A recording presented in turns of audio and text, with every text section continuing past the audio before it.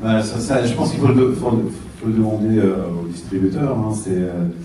De toute façon, aujourd'hui en France, les films qui vont avoir une sortie salle sont de plus en plus rares, on va dire, quand c'est pas des films de production hexagonale qui sont dans un circuit très particulier qu'on connaît bien. Hein. C'est les comédies produites par l'oligopole des majors actuels. Donc, qui sont le pari industriel que fait le cinéma français. Hein. C'est sur ce cinéma-là et sur ce public-là, soi-disant. Donc voilà, donc, tout film qui arrive avec un profil différent a peu de chance d'être, d'autant plus si c'est un film de genre, a peu de chance d'être distribué aujourd'hui en salle. De toute façon, quand on voit, même, je sais pas, pour vous donner un exemple assez criant, ça m'avait choqué, le Grand Prix de Deauville l'année dernière, c'était le 99 Holes, qui n'a pas eu de sortie salle, quoi. Enfin, c'est pas forcément la faute des distributeurs d'ailleurs, c'est juste c'est une réalité un peu du marché aujourd'hui, quoi.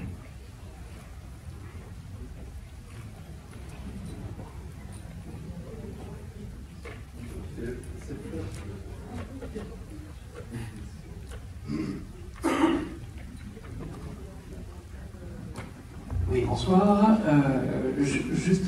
C'est pas forcément une question, c'est plutôt une remarque. Le film me fait beaucoup penser à l'univers de David Fincher. Merci. Voilà, j'espère que c'est pris pour un compliment. Tout à fait. Non seulement dans l'approche de la mise en scène, mais aussi dans les thématiques, la déformation de la réalité par rapport à la célébrité, la manière dont les gens se redéfinissent par rapport à ça. Il y a un petit peu de Gone Girl. Alors, je sais que le film a été commencé alors que Gone Girl n'était pas sorti. Mais est-ce que vous étiez conscient quand vous le faisiez que c'était dans cet univers?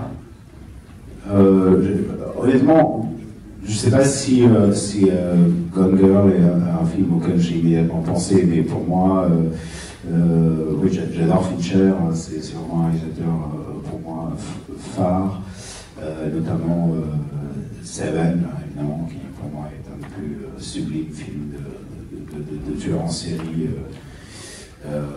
que j'ai jamais vu, quoi. Et donc c'est vrai que j'ai beaucoup été inspiré par son œuvre, son travail, par son obsession aussi pour les tueurs en série. Il fait partie un peu d'un univers que je partage. Donc après, je ne sais pas si par rapport à enfin, j'avais déjà vu Gone Girl de façon mais quand je me suis impliqué dans ce projet, pour moi c'était, enfin, les références venaient un peu d'ailleurs, quoi.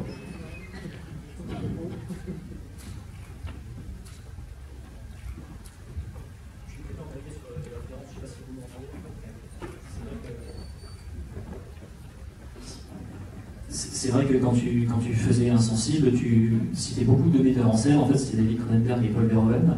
Et c'est vrai qu'au jeu des références, donc c'est toujours un petit peu le tic des spectateurs cinéphiles, hein, c'est d'essayer de dénicher les clins d'œil.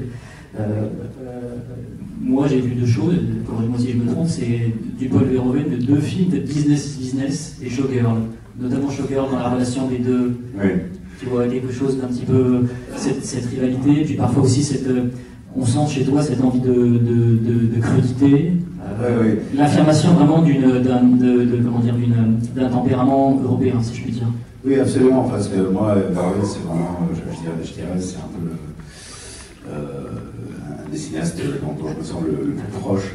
J'adore sa vision du monde, cette espèce de mélange, de vision presque scientifique en fait de la condition humaine, en même temps très sarcastique, très humoristique, mais en même temps, c'est un misanthrope total, mais en même temps qui est plein d'amour pour ce personnage, qui jouit en fait de ces personnages, donc il fait aussi jouir de ces personnages quelque part.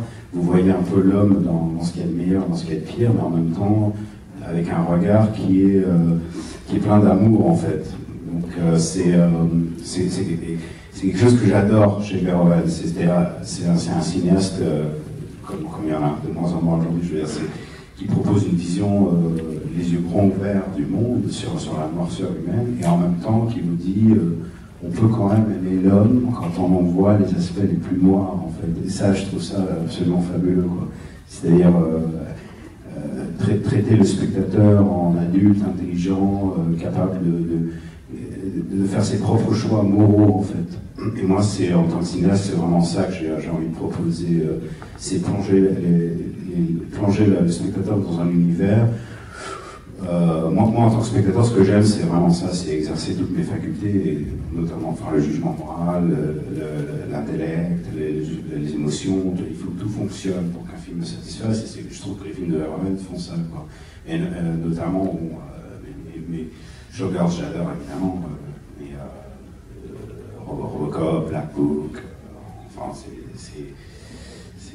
toute sa filmographie est absolument délirante et jouissive. Y a-t-il des questions à l'étage?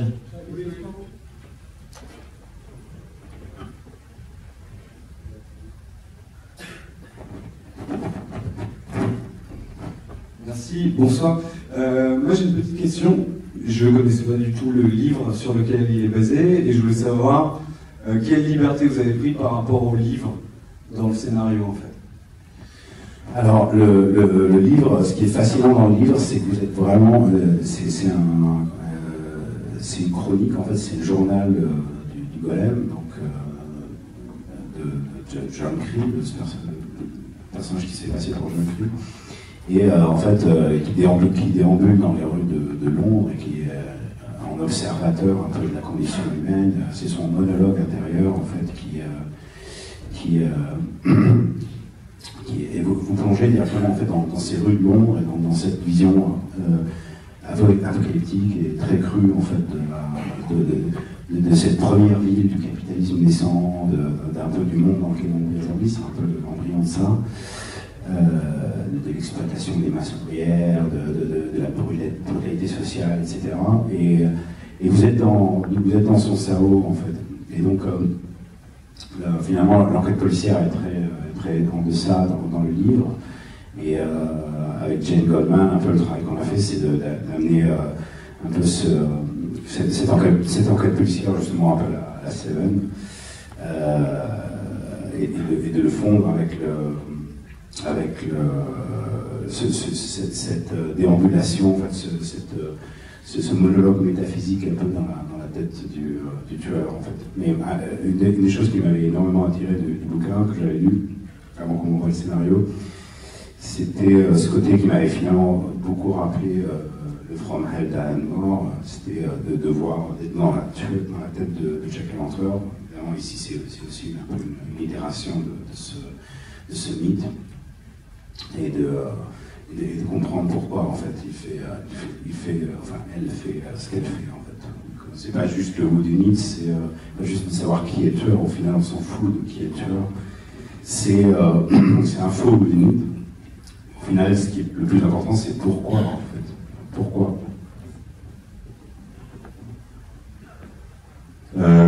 Contrairement à monsieur, moi j'ai eu la chance de lire le livre. Donc, effectivement, c'est une adaptation libre, car ceux qui liront le livre verront que la scène d'ouverture est la pendaison d'Elisabeth. Mais j'ai lu quelque part sur le net que Peter Aykroyd, l'auteur, avait été enchanté de l'adaptation, parce que vraiment, la retranscription du Londres de ces années-là était extrêmement fidèle à son esprit. Oui, je pense que, en fait, quand on s'attaque à l'adaptation d'un livre, d'une œuvre littéraire au cinéma, pour moi, une transcription exacte d'un livre est impossible. Il s'agit d'un médium différent, donc il y a une transformation. Donc,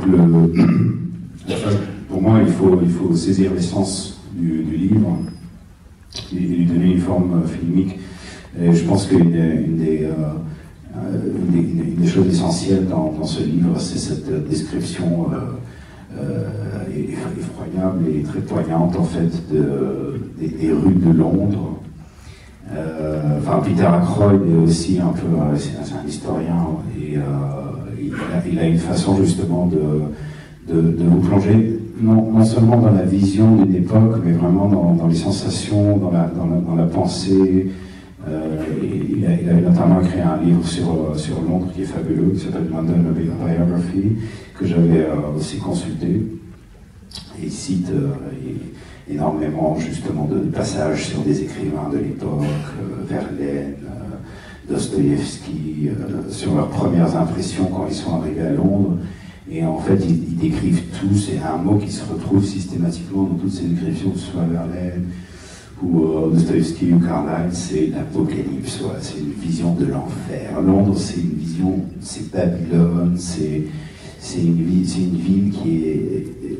c'est toutes les transgressions, tous les extrêmes de la condition humaine, ce qu'il y a de plus sombre, ce qu'il y a de plus lumineux, tout ensemble, tout brassé ensemble. Et c'est quelque chose de choquant. Il y a un truc choquant, il y a un truc où on s'attend à ce que les feux du divin tombent pour bousiller tout ça, pour nettoyer tout ça. Donc c'était un peu cette vision, ils étaient tous complètement choqués par ça, quoi. Donc en fait, pour moi, les artistes que je suis allé chercher pour recréer cet univers, c'est Blake, c'est Grimshaw, c'est John Martin, c'était des artistes qui avaient une vision très apocalyptique. Et c'est à partir de ça qu'avec Grant Montgomery, mon production designer, on a créé un peu cet univers. J'ai le micro, donc je vais m'octroyer en fait la dernière question. Je voulais savoir comment tu avais travaillé avec ton chef opérateur, sachant que dans le film, il y a quelque chose d'assez intéressant, c'est que la lumière en fait décrit les états mentaux des personnages. C'est cette chose qu'on retrouve, qu'on retrouve aussi dans le cinéma gothique, c'est-à-dire la lumière devient en fait un facteur narratif. Je voulais savoir en fait comment tu avais bossé avec ton chef-op, quelles indications tu lui avais données et oui, peut-être quelles suggestions il t'avait faites. Eh bien, j'en reviens justement à ces références picturales qu'on a vraiment beaucoup exploré avec Simon et avec Grant. Je pense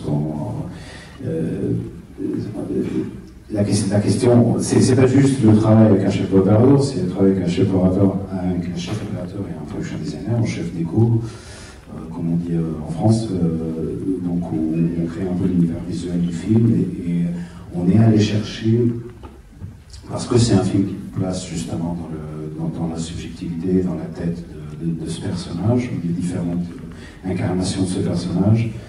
On est allé chercher des références chez les peintres, en fait. Par exemple, pour les vues de nuit, c'était les peintures de Grimshaw, les clairs de lune avec cette couleur turquoise, ambrée. Ensuite, Blake, qui nous a servi un peu. C'est toute cette palette-là qu'on a explorée pour quelque chose de pas. On n'est pas allé chercher les photos, on n'est pas allé chercher des références photographiques, mais plus vraiment de la peinture, quelque chose qui soit très personnel, très subjectif, en fait. Donc c'était ça en fait. Et on voulait partir dans le délire, on voulait retrouver un peu ce cinéma complètement un peu taré de Ken Russell, de Derek Jarman, ce côté complètement excessif, d'un certain cinéma britannique des années 80-70, aussi des films de la mer, tout ça. Il y avait une scène quasiment monochromatique après la mort de sa mère, où on la voit partir, c'est quasiment du noir et blanc là. Oui. Ça c'est...